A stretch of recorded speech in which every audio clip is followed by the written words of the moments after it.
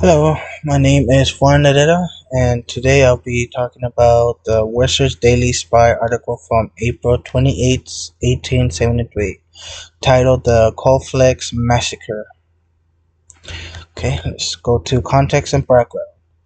This article was published in Marcus, I can't say this, the name of the state, Massachusetts in April 1873 during the Reconstruction era, a time when the federal government was trying to rebuild the South and the public and to protect the rights of freed African Americans. The Colfax massacre, which the article addresses, occurred in the Colfax, Louisiana, on April 13, 1873, just weeks before the article came out. This massacre happened after a dispute election between white Democrats and black Republicans, and ended in the white Mahiras killing an estimate 150 black men, even after many surrendered. What is the article about? Well, the article reports and condemns the Colfax massacre, framing it as a horrific example of the violent backlash against black political power in the South. It describes the slaughter as an act of domestic terrorism aimed at suppressing the rights and safety of African Americans who had gained political ground during reconstructions. Reconstruction. Okay, the purpose of this article is to inform and to criticize the federal government and the southern white supremacists for allowing and condemning just violence. For example, in the article, there's one quote that the massacre was not the result of a sudden outbreak of a public fury. It was cool, deliberate, diabolical murder. Now, this quote shows that the writer is not describing this as a riot or suspension event, but rather as a planned racist attack. The article also condemns a failure of the federal government, stating, "If this be law or justice or order, then the world has made little progress since the Dark Ages." Now that quote right there is the author appealing to your moral outrage, showing how un-American and barbaric such violence is, especially when tolerated by those in power. Number four, language bias and public sentiment. Okay, the language in this article is passionate, morale charged, and clearly anti-racist and diabolical. Murders and butchers, bias in the favor of reconstruction of black civil rights. A striking line reads, "Where is the difference between this and the old barbarism of the lash, the auctions block, and the overseas whip?"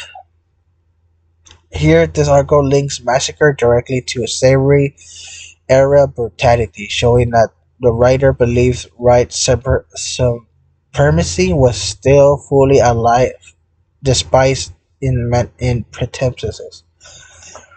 Also, the article criticizes those who try to justify the massacre as a political dispute. It says, "It is ideal to pretend this is just a mere question of state rights or local government." Okay, so that quote right there shows the paper rejected Southern excuses for violence and saw the massacre as a part of larger campaign to restore with white demom- demopolis. For the intended audience is northern readers, especially Republicans or upon learning citizens in Worcester and Massachusetts. Daily Spy had a history of supporting Union causes and civil rights during the war. This article's tense tone, usually emotional, morally urgent language, was meant to provoke outrage and demand federal action. The quote or the phrase Let the let the nation look to it that such deeds are not repeated. This shows the writer that wants the nation, government, and the Northern public to stay involved and not allow the South to return the racist violence unchecked. Now, for the insight, number six, the last one.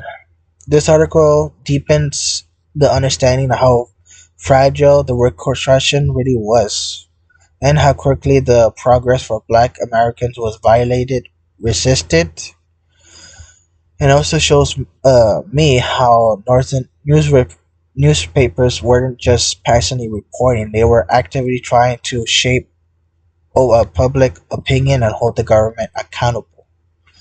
Because how could they let that happen? It was really unbelievable.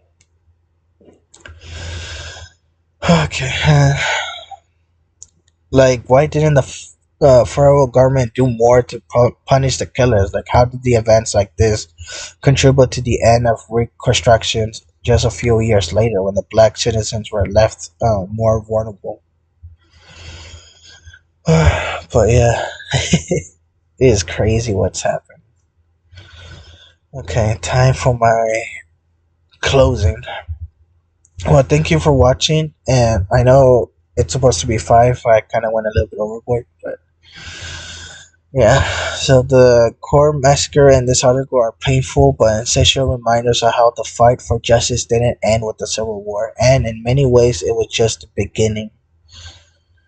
Thank you for watching. Bye.